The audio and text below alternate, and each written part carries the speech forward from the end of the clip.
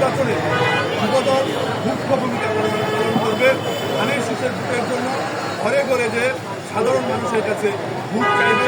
এবং আরেকটি কথা আমি বলতে চাই, সেটা হচ্ছে ময়মনসিংহ মহানগর যুবদল 5ই আগস্টের পরে তাদের চরিত্র হারায়নি। আপনারা ঘুরে দেখবেন তারা কোথাও কোনো ধরনের আপত্তিকর অনৈতিক কোনো ধরনের কর্মকাণ্ডের সাথে তারা সম্পৃক্ত হয়নি।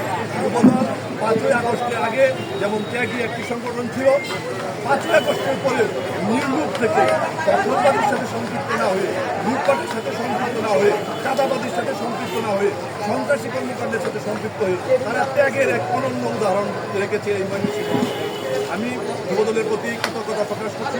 পাশাপাশি আজকের এই বর্ণাঢ্য আয়োজনকে সফল করার জন্য যারা আমাকে সহযোগিতা করছে তাদের প্রতি কৃতজ্ঞতা প্রকাশ করছি। আবারও সাংবাদিক ভাইদের প্রতি কৃতজ্ঞতা প্রকাশ করে জাতীয়তাবাদী যুবদলের প্রতিষ্ঠাবার্ষিকী সবাইকে শুভেচ্ছা জানিয়ে